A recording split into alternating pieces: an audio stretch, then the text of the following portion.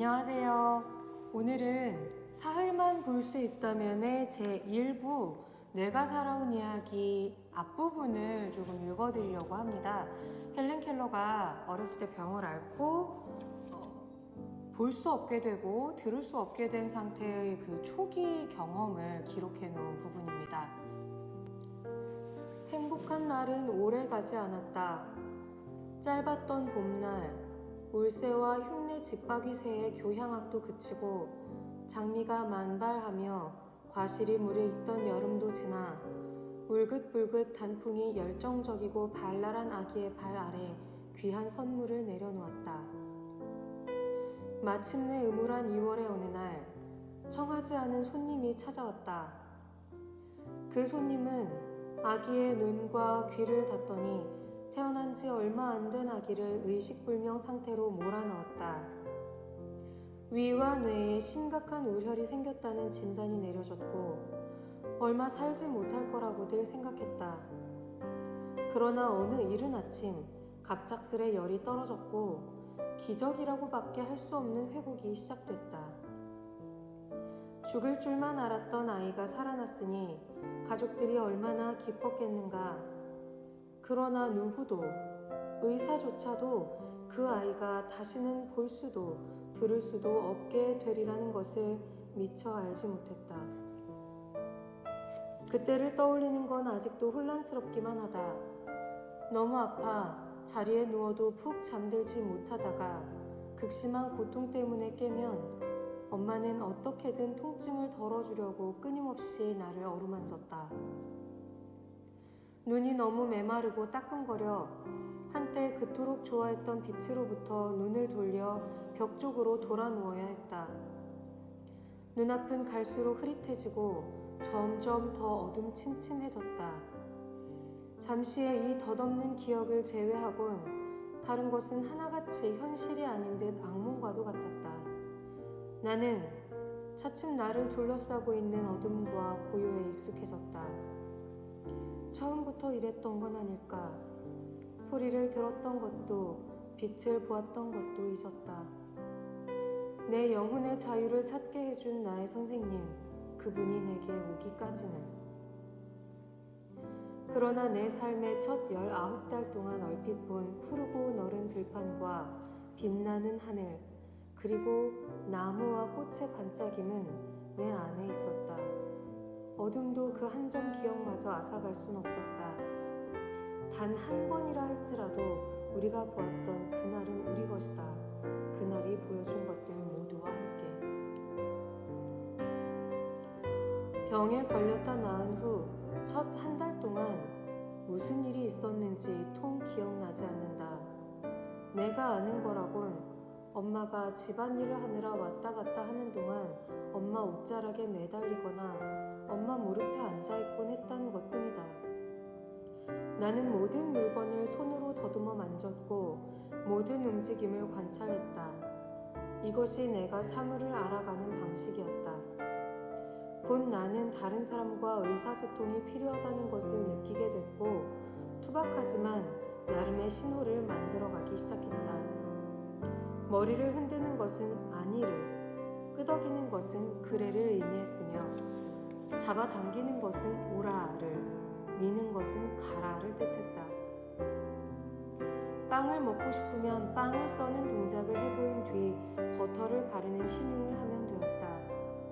저녁 식사 때 아이스크림을 먹고 싶으면 냉동기를 작동하는 모양을 해보이고 몸을 부르르 떨어 춥다는 표시를 덧붙였다. 게다가 어머니는 내가 많은 걸 이해하도록 돕는 데 탁월했다.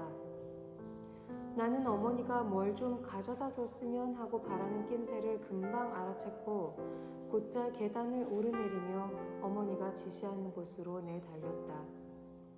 사실 어머니의 사랑이 듬뿍 담긴 지혜가 있었기에 나의 기나긴 밤은 늘 밝고 좋을 수 있었다. 나는 내 주변에서 벌어지는 일을 대부분 이해했다. 5살에 깨끗하게 세탁된 옷가지를 가져다 개는 법을 배웠으며 내 것과 다른 사람 것을 구별했다. 어머니와 아주머니가 외출 준비를 하느라 옷을 차려입는 걸 눈치채곤 한사코 나도 따라가겠다고 졸랐다. 집에 왔던 손님들이 돌아갈 때면 그들에게 손을 흔들어주면서 어떤 동작이 갖는 의미를 어렴풋하게나마 이해했다. 어느 날 몇몇 신사들이 어머니를 찾아왔다. 나는 현관에서 울려오는 외침을 느꼈으며 그들의 도착을 알리는 다른 소리를 감지했다. 갑자기 어떤 생각에 이끌려 아무도 나를 제지할 수 없을 정도로 재빨리 2층으로 달려 올라가 외출복이라고 생각되는 옷을 차려입었다. 그러고는 다른 사람들이 하듯 거울 앞에 서서 매무새를 살피고 오일을 머리에 바르고 파우더를 얼굴에 두껍게 펴 발랐다. 그런 다음 머리 위로 둘러씌운 베일을 핀으로 고정시켜 어깨까지 내려뜨리고 작은 허리에 거대한 허리바지를 묶었다. 그러자 그것이 뒤로 늘어져 치맛단에까지 닿았다. 그렇게 차려입고 손님들을 맞이하기 위해 아래층으로 내려갔다. 내가 남들과 다르다는 것을 언제 처음 알게 되었는지는 기억나지 않는다. 선생님이 오시기 전인 것만은 분명하다. 나는 어머니와 친구들이 나와 다른 신호를 사용하며 입을 사용한다는 것을 알았다. 때때로 나는 대화하는 두 사람 사이에 서서 그들의 입술을 만졌다. 도무지 이해할 수 없어서 화가 났다. 입술을 움직여 봤지만 아무 소용이 없자 미친 듯이 손짓 발짓을 해댔다. 이것이 때론 나를 더욱 화나게 했으며 그러면 나는 지칠 때까지 발길질을 하고 괴성을 질러댔다. 당시에도 그런 내 행실이 나쁘다는 것을 알고 있었던 것 같다.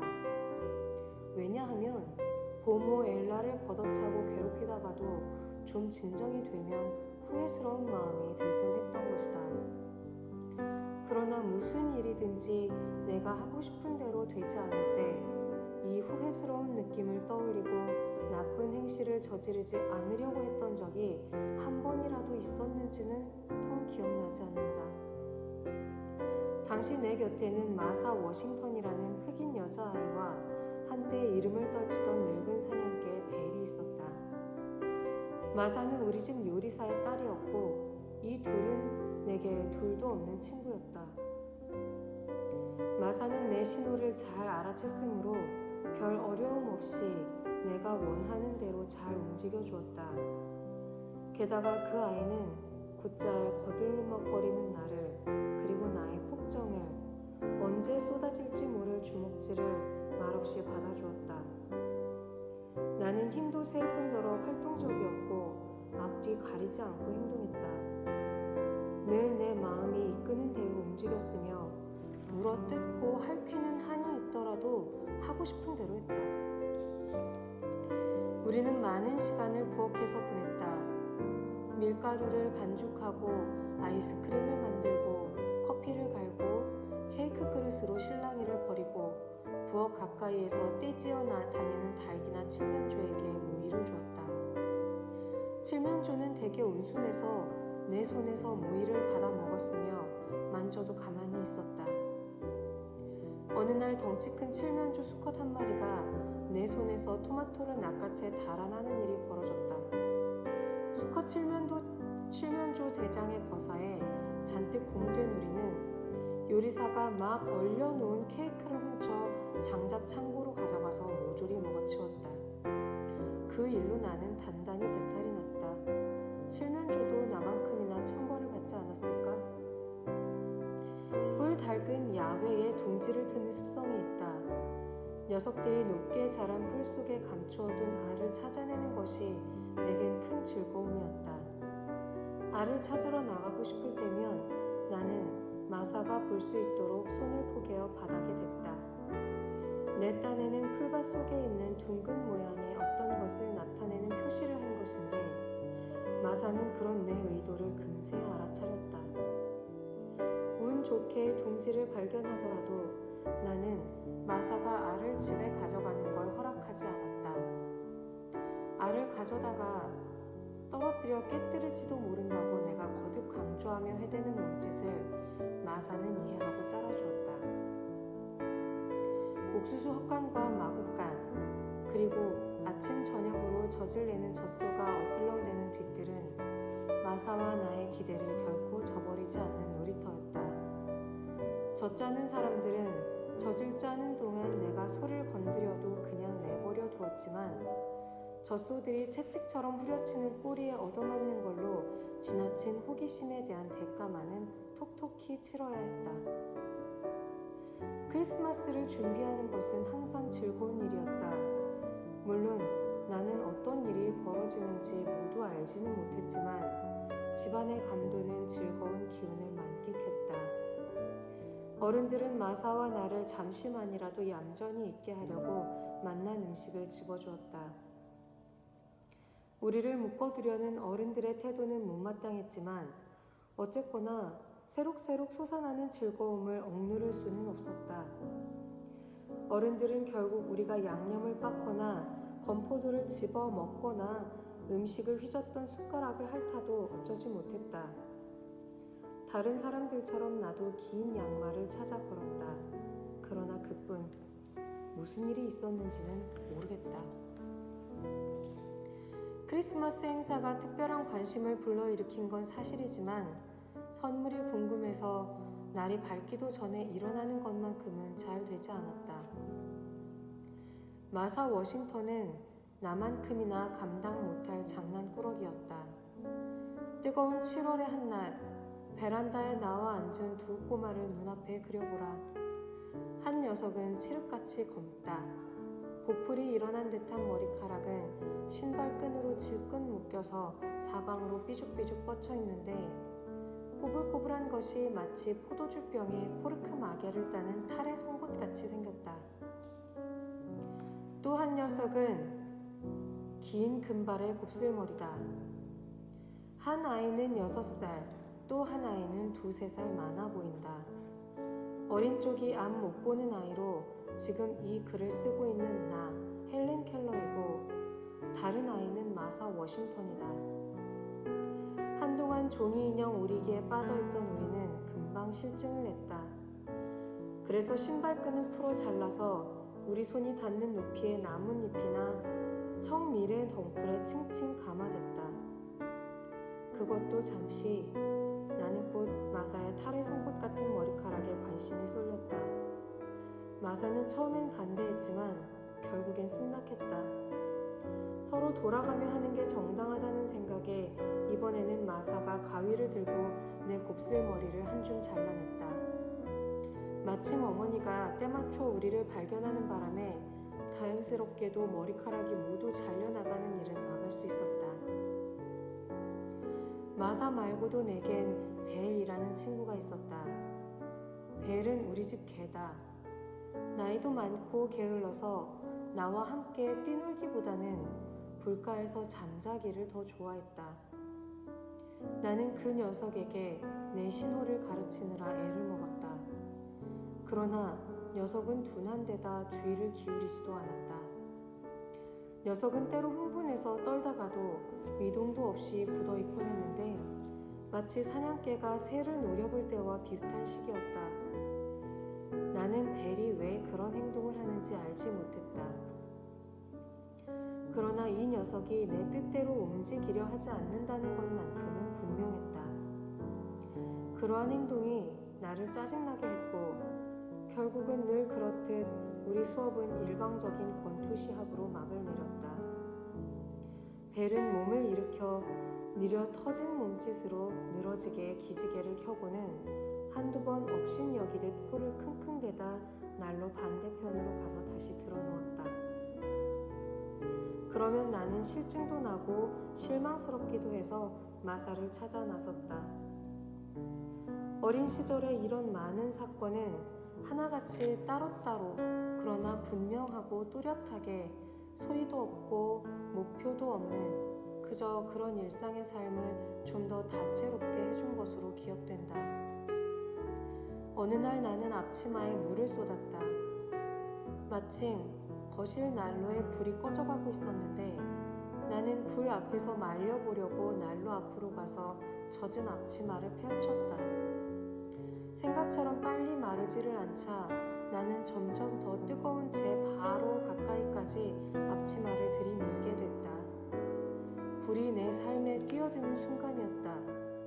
순식간에 불꽃이 나를 에워쌌고 불길이 옷에 옮겨 붙었다. 소스라치게 놀라 내지른 내 비명에 나이 많은 보모 비니가 달려왔고 나를 구하겠다고 담요를 덮어 씌우는 통에 나는 하마터면 질식사할 뻔했다. 어쨌거나 그녀는 내게 옮겨 붙은 불을 껐고 손과 머리카락을 제외하고는 다행히도 많이 되지 않았다. 이맘때쯤 나는 열쇠 사용법을 익혔는데 어느 날 아침 어머니를 식품 저장실에 가두고 말았다. 어머니는 그 안에서 3시간을 꼼짝없이 갇혀 있어야 했다. 마침 하인들은 집에서 좀 떨어진 곳으로 일하러 가고 집에는 어머니를 꺼내줄 사람이 아무도 없었다. 어머니는 계속 문을 두드렸다. 나는 어머니가 만들어내는 바로 그 진동에 환호성을 내지르며 현관 가까이서 웃고 있었다. 이 역시 내가 늘 저지르는 악의 없는 장난일 뿐이었지만 그 일을 계기로 부모님은 빠른 시일 내에 나를 교육시켜야 한다는 걸 깨닫게 되었다. 설리번 선생님이 오시고 얼마 되지 않은 어느 날 드디어 나는 선생님을 방에 가둘 기회를 잡을 수 있었다. 나는 어머니가 선생님 갖다 드리라고 주신 것을 받아 2층으로 올라갔다. 선생님에게 그것을 드리는 대신 잽싸게 문을 쾅 닫아 잠그고는 홀에 있는 옷장 아래에 열쇠를 감췄다.